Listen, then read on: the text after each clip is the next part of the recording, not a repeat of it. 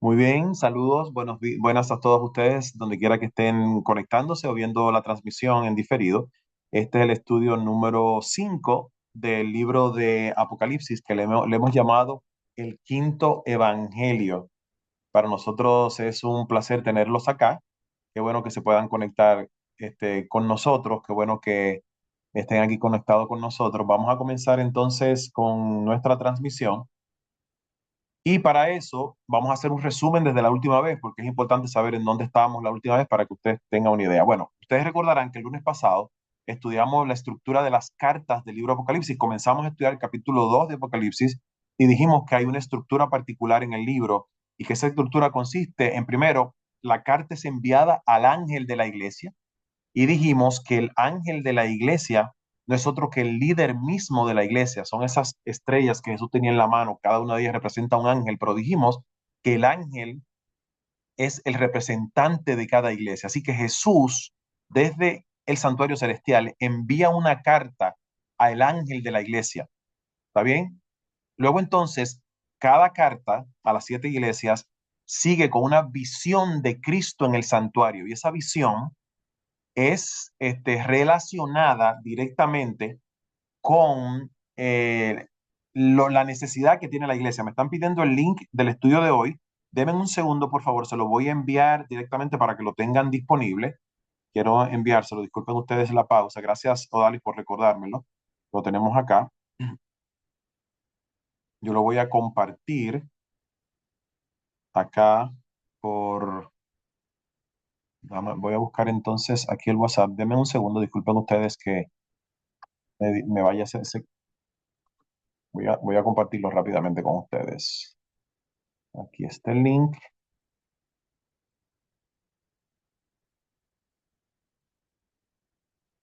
Déjenme saber si lo pueden ver.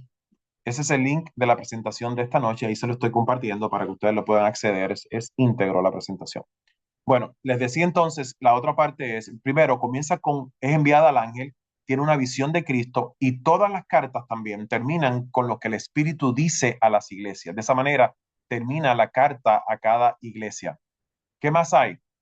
Bueno, dijimos que la iglesia, el periodo de la iglesia es básicamente desde la ascensión de Cristo hasta la venida, hasta su segunda venida. Así que las iglesias cubren toda la historia de la iglesia de Cristo a través de los tiempos. Ese es el mensaje a las siete iglesias. Cada una de esas iglesias cubre un periodo particular de la iglesia de Cristo desde su ascensión hasta su regreso. También dijimos, naturalmente, fuimos a cada una de las iglesias, comenzando con la iglesia de Éfeso, que dijimos que es la iglesia de los apóstoles, hasta extenderse hasta la iglesia de Tiatira. Eso fue la última vez el lunes. En el día de hoy vamos a seguir con las siete iglesias. Pero antes, quiero hacer un repaso de lo que dijimos del santuario. Recuerden ustedes que el santuario es el método que Dios usa para explicarnos Apocalipsis. Apocalipsis está organizado en torno al santuario y dijimos que este estudio es el quinto evangelio. Apocalipsis lo consideramos como el quinto evangelio, sencillamente porque está organizado en torno al santuario. Creo que Jessica tiene una pregunta. Si quieres escribírmela, Jessica, allí. A ver. Déjame ver si te encuentro, quizás te pueda dar acceso. Ahí puedes hacer la pregunta directamente y puedes decírmela con palabras. Te estoy abriendo el micrófono.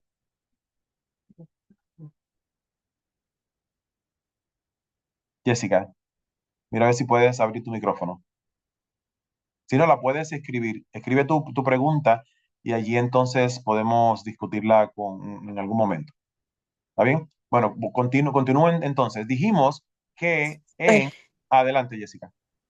sí, mi pregunta, mi hermano César, el santuario, eso es lo que se usaba regularmente en los días de la época de Jesús, pero aún se sigue usando el santuario.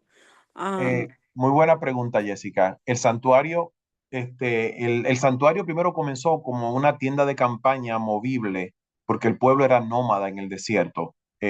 Cuando salieron de Egipto, Dios le dijo a Moisés que hiciera un santuario movible, que era una caseta de campaña. Luego, entonces, cuando se establecieron en Canaán, Dios le dio la oportunidad a Salomón de construir un santuario físico, un edificio físico que estuvo vigente hasta la invasión de Babilonia. Los babilonios rompieron, destrozaron ese santuario. Más adelante, luego de que termine el cautiverio en Babilonia, el santuario se reconstruye.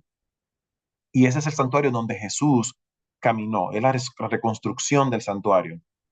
Se conocía como el santuario de Herodes. Ahora bien, ese santuario fue destruido en el año 70 después de Cristo con la invasión del general romano Tito.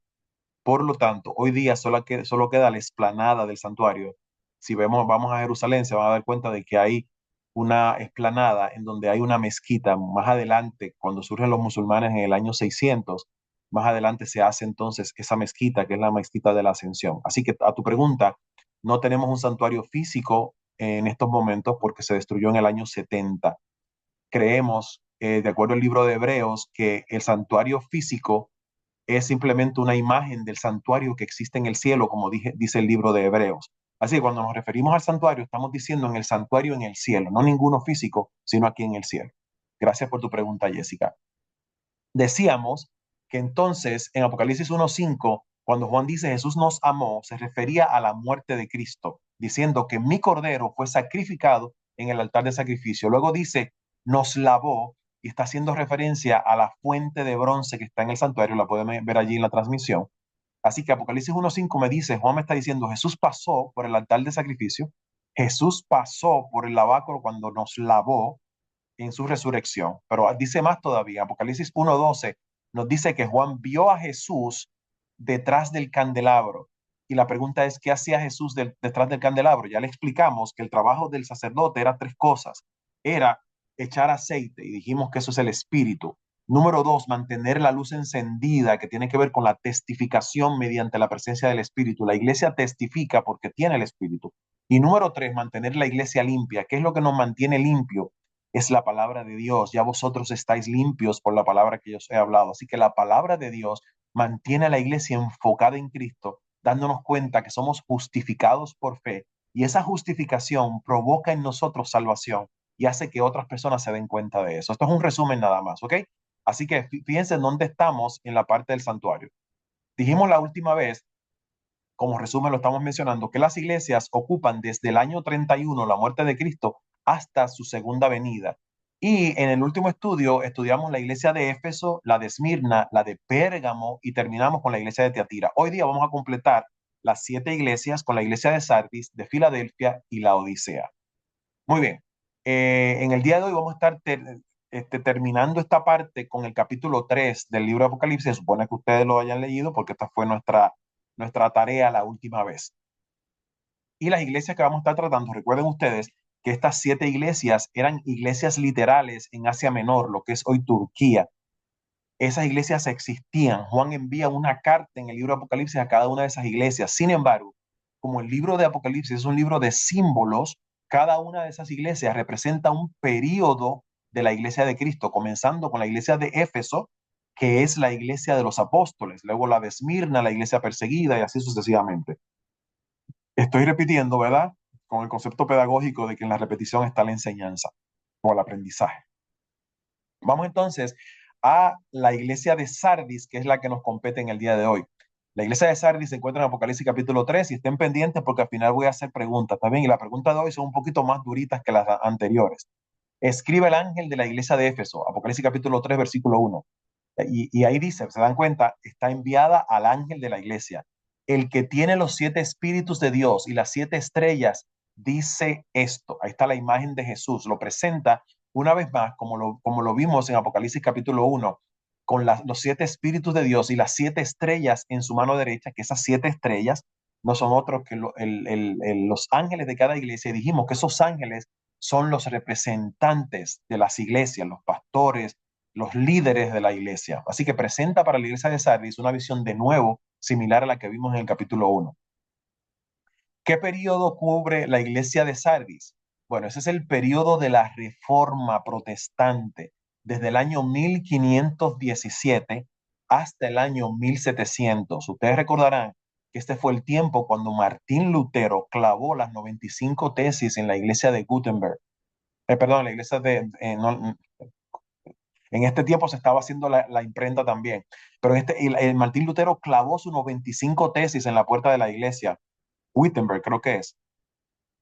Esas 95 tesis estremecieron a la cristiandad porque volvieron a poner la mente de la gente en la justificación por la fe. Hasta ese momento, la iglesia popular hablaba de que la justificación se ganaba por medio de obras, podíamos pagar por la justificación con dinero incluso.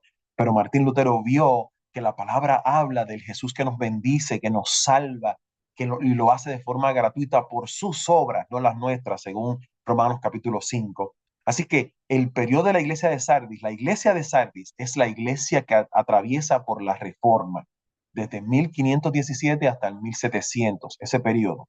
Ahora bien, como hemos hecho en cada una de las iglesias, vamos a hacer una lista de las virtudes y una lista de los defectos de cada iglesia. Primeramente, señores, en la iglesia de Sardis se dice que dentro de ella hay unas pocas personas que todavía tienen vestidos limpios. No son todos, pero es una virtud. Dentro de ella hay personas que están conectados con Dios. Y ese vestido limpio lo vamos a ver ya mismo lo que puede significar. Pero en términos de los defectos, señores, se dice primeramente que la iglesia de Sardis está muerta y dice que no tiene perfección. Es increíble porque es la iglesia de la reforma, la iglesia que comienza a retomar el tema más importante de la Biblia, que es Jesús como Salvador, la justificación por la fe, pero dice que está muerta la iglesia y que no hay perfección dentro de la iglesia. Muy bien, Apocalipsis capítulo 3, y voy a ir al mensaje de la iglesia de Sardis, algunos detalles importantes del mensaje de la iglesia de Sardis. El versículo 5 dice, el que venciere será vestido de vestiduras blancas y no borraré su nombre del libro de la vida y confesaré su nombre delante de mi Padre y delante de sus ángeles. Aquí hay tres puntos importantes que debemos considerar. Primero, uno, vestiduras blancas. Dos, libro de la vida. Y tres, confesar nombre. Miren el versículo que dice, el que venciere será vestido de vestiduras blancas, número uno. No borraré su nombre del libro de la vida, número dos. Y confesaré su nombre delante de mi Padre y delante de sus ángeles. La pregunta que yo me hago es, ¿qué significa eso de vestiduras blancas? ¿Qué significa eso del libro de la vida? ¿Qué significa que Jesús no, va a confesar su nombre? Bueno, comencemos con vestiduras blancas. Apocalipsis capítulo 7 nos explica con lujo de detalles. Y aquí está la clave de Apocalipsis. Tienes que buscar la explicación del símbolo en Apocalipsis mismo o en las escrituras, en los libros anteriores. No puedes irte fuera del libro a buscar explicación para los símbolos. Apocalipsis 7, versículo 13 dice, entonces uno de los ancianos habló diciéndome, estos que están vestidos de ropas blancas, ¿quiénes son? ¿Y de dónde han venido? Yo le dije, Señor, tú lo sabes. Y él me dijo, estos son los que han salido de la gran tribulación y han lavado sus ropas y las han emblanquecido en la sangre del Cordero. Es curioso, señores, que este asunto de ropas blancas significa la justificación en Jesús. Y es curioso que esta iglesia, que es la iglesia de la Reforma, el Señor le diga claramente, el que venciere será vestido de vestiduras blancas. Esta iglesia proclama la justificación por la fe y dice que el que venza va a ser justificado por fe. Eso significa las vestiduras blancas, significa el carácter perfecto de Cristo que se nos es imputado cuando nosotros dejamos de rechazar la gracia. Número dos, libro de la vida. ¿Qué cosa es el libro de la vida? Apocalipsis capítulo 20, versículo 12, nos habla de los libros que hay en el cielo. Y dice, y vi a los muertos, grandes y pequeños, de pie ante Dios, y los libros fueron abiertos. Y otro libro fue abierto, el cual es el libro de la vida. Y fueron juzgados los muertos por las cosas que estaban escritas en los libros según sus obras. Noten, señores, que aquí menciona dos sets de libros. Aunque dice libros, esos libros los enmarcamos en un solo grupo. Y luego está el otro libro, que es el libro de la vida. Basado en esto, entonces, amigos, podemos decir que la Biblia menciona dos tipos de libros. Número uno, el libro de la vida, y ese libros en plural lo conocemos como el libro o los libros de las memorias. El libro de la vida es el libro en donde se escribe tu nombre cuando Jesús viene a tu corazón y tú le dejas el acceso a Cristo a tu corazón. El libro de las memorias es donde se escriben todas nuestras acciones, buenas y malas. Allí hay una lista de las cosas que hacemos. Pero cuando Jesús entra a mi corazón, esa lista de cosas toman otro sentido, porque ya no vivo yo, sino que vive Cristo en mí. Por lo tanto, lo que se habla entonces es de las obras de Cristo en mí. Y las obras malas que yo hice están total y completamente borradas y justificadas. Así que hay dos libros en la Biblia. Jesús dice que el que venciere, su nombre será escrito en el libro de la vida, que es el libro que describe a las personas que han sido bendecidas, justificadas en Cristo, que aceptaron la salvación. Entonces, cuando Jesús dice la otra parte, yo confesaré su nombre, es curioso porque en Mateo capítulo 10, versículo 32, y dice, a cualquiera pues que me confiese delante de los hombres, yo también le confesaré, debo decir, delante de mi Padre que está en los cielos. Y a cualquiera que me niegue delante de los hombres, yo también le negaré delante de mi Padre que está en los cielos. Jesús está diciendo, si yo estoy en tu corazón, entonces yo soy tu abogado, yo estoy de tu lado y yo te voy a defender y yo voy a confesar tu nombre delante del Padre en el juicio. Noten que estos tres puntos simplemente está hablando de justificación por la fe. Naturalmente es la iglesia de la Reforma en donde se volvió a replantear la importancia de la justificación por la fe. Finalmente, este mensaje de la iglesia de Sardis termina en el versículo 6, como te dije, con una visión del Espíritu, diciendo el Espíritu oiga. El que tiene oído, oiga lo que el Espíritu dice a las iglesias, porque la carta la manda Jesús al ángel de la iglesia, pero quien la entrega es el Espíritu. Esa secuencia se repite en todas las cartas. Voy a continuar. La próxima iglesia se encuentra en Apocalipsis capítulo 3, el versículo 7 en adelante, que es la iglesia de Filadelfia. Filadelfia significa amor fraternal. Y esto es lo que Jesús le dice. Escribe al ángel de la iglesia de Filadelfia. Esto dice el santo, el verdadero, el que tiene la llave de David, el que abre ninguno cierra y cierra y ninguno abre. Esta iglesia se extiende, naturalmente la iglesia previa, la de Sardis, llega hasta el 1700, más o menos, 1700 por esa área, y se extiende hasta el 1844. Y esta es la iglesia del periodo de reavivamiento profético, señores.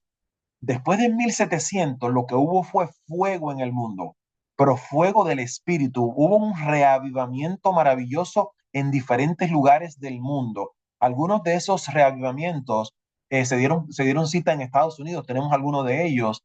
Por ejemplo, el número uno, y no están organizados en ningún orden particular, simplemente para que ustedes tengan una idea de qué estaba pasando en el mundo. El primero de ellos es el movimiento Moravian Revival, el revivamiento Moravian. Fue iniciado en Erhard, Alemania, bajo Nicolás von Zinzendorf. Enfocó la oración intensa, se hicieron vigilias 24 horas por cerca de 100 años e impulsó un mensaje misionero global, influyendo en figuras como John Wesley, por ejemplo, que es tan importante para la cristiandad. Otro movimiento de reavivamiento en el mundo fue la primera gran alerta, el Awakening, First Great Awakening. Fue un movimiento evangelístico en América del Norte liderado por Jonathan Edwards y George Whitefield. Se caracterizó por el énfasis en la conversión personal, convicción emocional y desafío al ritualismo establecido. También se dio el pietismo y renacimiento evangelístico en Europa, en Alemania y Escandinavia. No te voy a dar los detalles porque tú puedes ir sobre la presentación después, pero para que veas cómo estaba a fuego el cristianismo después de 1700. Luego entonces también podemos hablar de la segunda gran alerta, Second Great Awakening. Es un avivamiento masivo con campamentos en Estados Unidos. Líderes como Charles Finney movilizaron grandes conversiones y expansión denominacional. Número 5, movimiento Millerita y orígenes adventistas. Nosotros sabemos de esto porque de ahí surge nuestro movimiento. Antes, para el año 1840, más o menos, Miller comenzó a estudiar la Biblia y comenzó a haber un reavivamiento en Estados Unidos con respecto a las profecías. Luego entonces está el número 6, profetas indígenas en Norteamérica en el siglo XIX. Y no solamente este reavivamiento, no solamente tuvo repercusión durante este periodo particular, sino que, por ejemplo, se manifestó aún después, al principio del siglo XX, Este, con el avivamiento de Azusa, que es donde surge el pentecostalismo, naturalmente el énfasis en hablar en lenguas, la prueba del Espíritu Santo y todo eso. En otras palabras, este periodo fue poderoso en términos del reavivamiento en todo el mundo, no solamente en Estados Unidos. Este es el periodo de esta iglesia. Ahora bien, Filadelfia tenía unas cosas buenas y son las siguientes. Número uno, dice que tiene una puerta abierta, dice que guarda la palabra. Esta iglesia guarda la palabra. Recuerden que es reavivamiento. La gente comenzó a estudiar. Son los tiempos proféticos, esos tiempos de Miller en donde la gente estaba metida dentro de la palabra. No negó el nombre de Dios. Hubo gente que llegó hasta las últimas consecuencias por predicar el nombre de Dios. Es una iglesia amada por Dios. Reavivamiento espiritual. Dice que Dios guardará a la iglesia de la prueba. Ahora bien, ¿cuál era el problema de esta iglesia de amor fraternal? Bueno, que a pesar de todo, dice que tiene poca fuerza. Naturalmente, esta iglesia experimentó un revivamiento, pero hubo mucha gente que se fue en contra de la iglesia. Vamos a continuar, Apocalipsis capítulo 3, y voy a dar algunos detalles con respecto a la iglesia de Filadelfia. En el versículo 7 dice, el que tiene la llave, Vicente me escribe, dice Iglesia de Todos los Santos en Wittenberg, 31 de octubre de 1517. Gracias por eso, Vicente. El que tiene la llave de David, el que abre y ninguno cierra, y cierra y ninguno abre. Ahí habla de una llave de David a la iglesia de Filadelfia. ¿Qué significa eso? Bueno, el versículo 8 continúa diciendo, yo conozco tus obras, he aquí, he puesto delante de ti una puerta abierta. Tiene la llave y la puerta está abierta, lo cual nadie puede cerrar, porque aunque tienes poca fuerza, has guardado mi palabra y no has negado mi nombre. Hablando acerca de la puerta abierta, Isaías 22 me habla de la historia de Eliakim. En aquel día llamaré a mi siervo Eliakim, hijo de Hilcías, y lo vestiré de tus vestiduras y lo ceñiré de tu talabarte y entregaré en sus manos tu potestad y será padre al morador de Jerusalén y a la casa de Judá y pondré la llave de la casa de David sobre su hombro y abrirá y nadie cerrará, cerrará y nadie abrirá. Te estoy trayendo este versículo para que te des cuenta que también podemos usar el Antiguo Testamento para interpretar los símbolos que se encuentran en Apocalipsis. Y esta historia del libro de Isaías nos habla de que Dios le da a alguien la llave en particular. ¿Qué significa esa puerta abierta?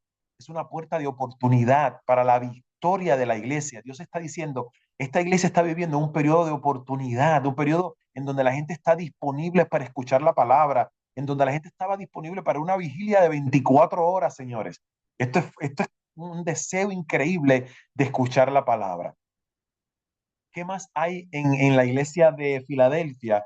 Dice aquí, versículo 9, he aquí yo entrego la sinagoga de Satanás a los que se dicen ser judíos y no lo son, sino que mienten. He aquí yo haré que vengan y se postren a tus pies y reconozcan que yo te he amado.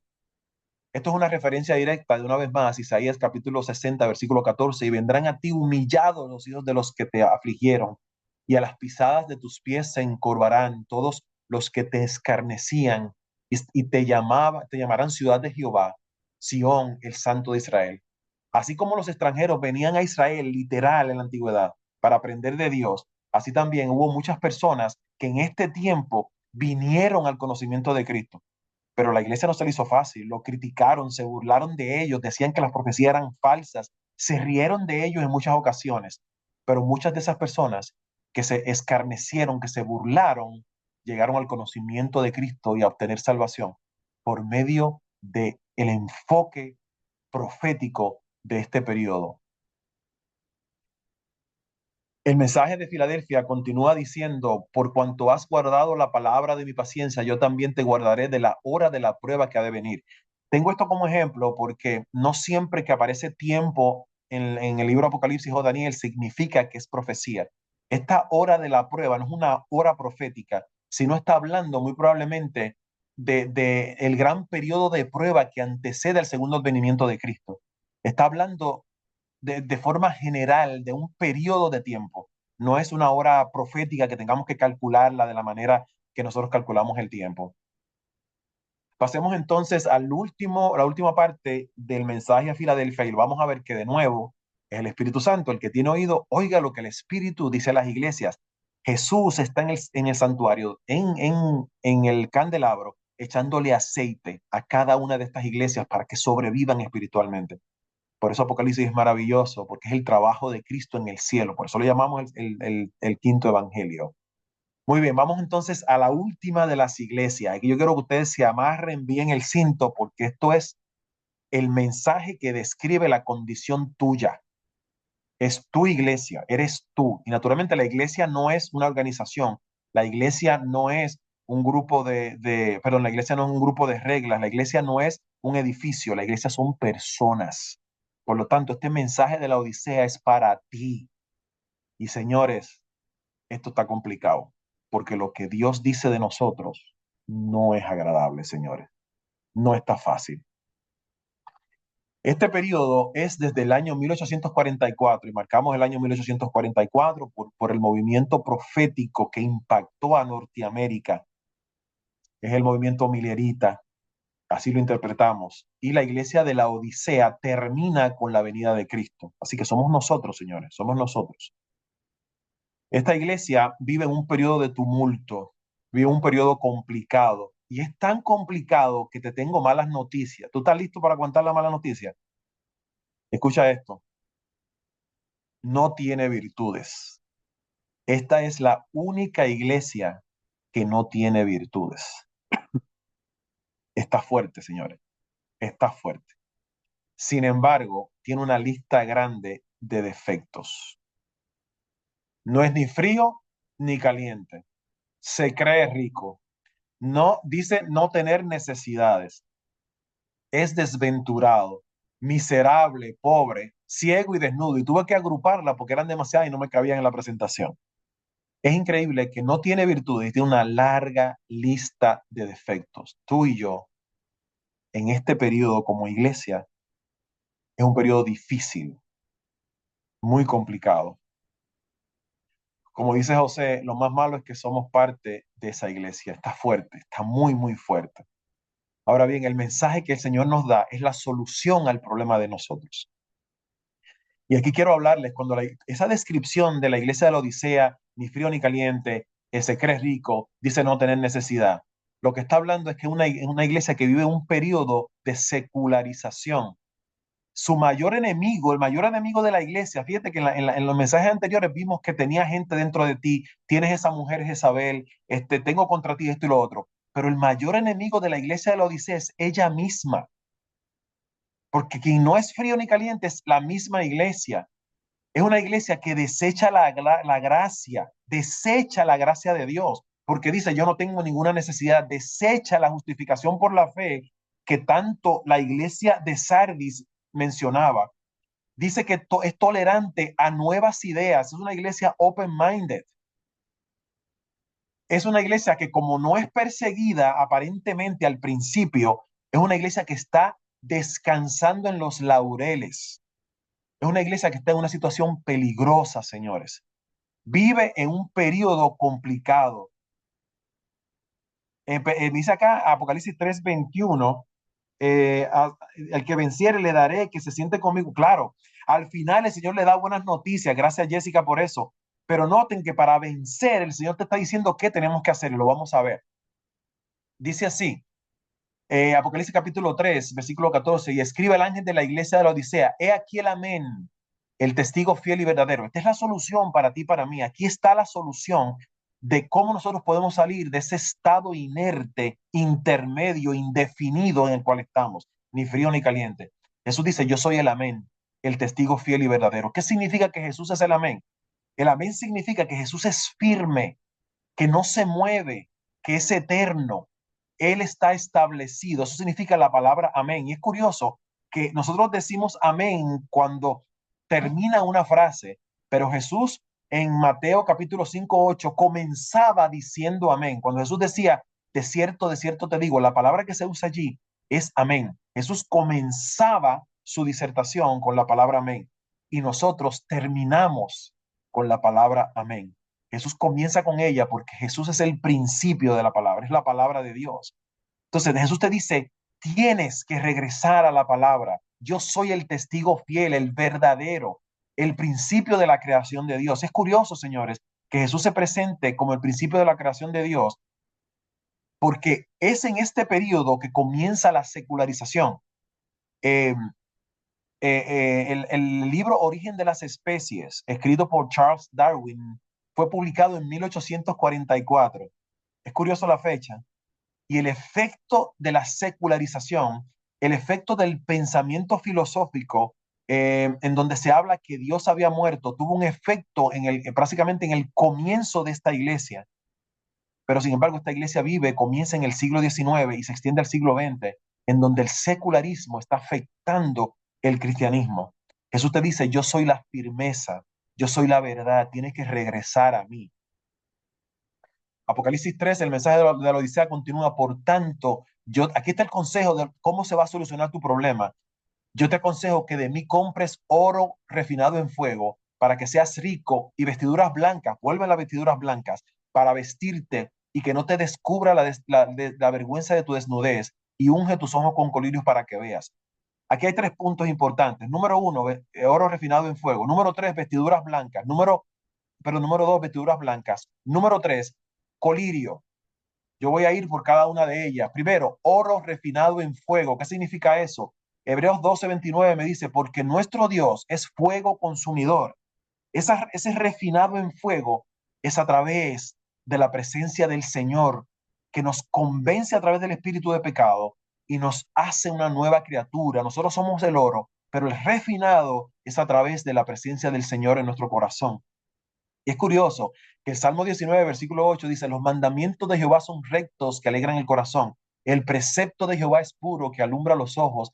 El temor de Jehová es limpio que permanece para siempre. Los juicios de Jehová son verdad, todos justos. Y ahora viene el versículo 10. Deseables son más que el oro y más que mucho oro afinado y dulce más que la miel que destila de panal. ¿Qué es más deseable que el oro? Los mandamientos de Jehová, el precepto de Jehová, los juicios de Jehová. Está describiendo el carácter de Dios. Entonces le está diciendo que más importante que el oro es estar refinado por medio del carácter de Dios. Una referencia directa al Salmo 19. Ahora bien, vestiduras blancas, ya lo vimos anteriormente, pero lo voy a refinar un poco ahora. Dice Gálatas 3:27, porque todos los que habéis sido bautizados en Cristo, de Cristo estáis revestidos. Esa vestidura representa la, el carácter de Jesús, la justificación por la fe. Pero Apocalipsis 3 nos da un detalle contundente, pero tienes unas pocas personas en Sardis que no han manchado sus vestiduras y andarán conmigo en vestiduras blancas. Es el mensaje de Sardis, porque son dignas. El que venciere será vestido de vestiduras blancas y no borraré su nombre del libro de la vida y confesaré su nombre, esto ya lo vimos, delante de mi Padre y delante de sus ángeles. Las vestiduras blancas no es otra cosa que el carácter de Cristo en el corazón de la iglesia de la Odisea, tan necesario. Finalmente, colirio. Ya vimos algunos versículos en el Salmo 19. Los mandamientos de Jehová son rectos que alegran el corazón. El precepto de Jehová es puro que alumbra los ojos. El colirio, la iglesia de la Odisea tenía un líquido especial que se utilizaba para limpiar los ojos, la iglesia literal. Y es curioso que este mensaje utilice ese concepto de la iglesia literal para presentarnos una verdad bíblica. Lo que alumbra el corazón es el precepto de Jehová. Según Corintios 3:14, pero el entendimiento de ellos se embotó porque hasta en el día de hoy, cuando leen el antiguo pacto, les queda el mismo velo no descubierto, el cual por Cristo es quitado. Lo que no nos permite ver se nos puede remover a través de la presencia de Cristo en nosotros. Finalmente, la iglesia de la Odisea habla de una puerta abierta. Dice, yo estoy a la puerta y llamo. Si alguno oye mi voz y abre la puerta, entraré a él. Fíjate que esta puerta no es la puerta de tu casa, es la puerta de tu corazón. Aquí hablamos de puerta. Déjame decirte, la Biblia habla de 3 puertas. 3 puertas hay en la Biblia. 3 puertas. Las primeras 2 son las puertas de Dios. Está la puerta de la oportunidad, que ya te la mencioné en Apocalipsis capítulo 3, versículo 8. Dios abre la puerta de la oportunidad. Si tú desechas la oportunidad, es probable que esa oportunidad no regrese. Por eso tienes que estar conectado a Dios para que escuche la oportunidad cuando llega. La otra puerta, naturalmente, es la puerta de la salvación. Lucas 13:25. Ahora, hay otra puerta que tenemos que considerar, que es la puerta del ser humano, que Dios nos da a nosotros la oportunidad de tener una puerta. ¿Cuál es esa puerta? Es la puerta del libre albedrío. Por lo tanto, la puerta que se ve en Apocalipsis capítulo 3, versículo 20 de la iglesia de la Odisea, he aquí yo estoy a la puerta y llamo, no es la puerta de la oportunidad, no es la puerta de la salvación, es la puerta del libre albedrío, porque quien la tiene que abrir eres tú. Dios no viene como Ice a tumbarte la puerta. Dios espera que tú abras tu corazón para Él. Jesús le está diciendo la solución a la frialdad, a la indiferencia, a la ignorancia, al secularismo, a la frialdad, o no a la frialdad, a la tibieza, es que tú abres el corazón, la puerta del libre albedrío y permitas que Jesús entre a la puerta. Él va a entrar contigo y va a cenar contigo, va a tener intimidad, amor, transformación en tu corazón. El mensaje de la Odisea termina diciendo, el que venciere le daré que se siente conmigo en mi trono, así como yo he vencido y lo he sentado con mi Padre en su trono. Nota que aquí está hablando de la segunda venida de Cristo. El que tiene oído oiga lo que el Espíritu dice a las iglesias. Y de repente en el capítulo 3 terminamos la historia, desde Éfeso hasta el libro, hasta la Odisea, y termina la historia y llega a la segunda venida de Cristo. El libro de Apocalipsis te dijimos que tiene múltiples comienzos y múltiples finales. Aquí llegamos prácticamente al final de la historia.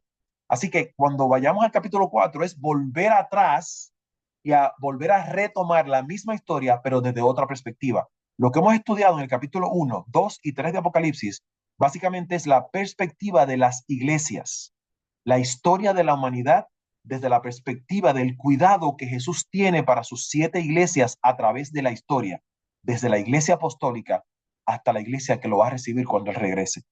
Y Jesús dice cuáles son los problemas de cada iglesia y le da soluciones para cada uno de esos problemas. Esas soluciones son las que tenemos que prestar atención, porque es la solución que el Espíritu tiene para cada uno de nosotros. Y recuerden que dijimos que si bien es cierto que representa a la iglesia a través de la historia, también representa nuestro crecimiento personal. Cada una de estas iglesias se representa un periodo de mi salvación. Es probable que las personas maduras estén experimentando lo mismo que está experimentando la iglesia de la Odisea. Si es así, la solución es exactamente la misma. Unge tus ojos con colirio, abre la puerta, compra oro refinado en fuego. Deja que el Señor transforme tu corazón. Hemos llegado al final de este estudio. Yo voy a detener la grabación y voy a ir a las preguntas en este momento. Vamos a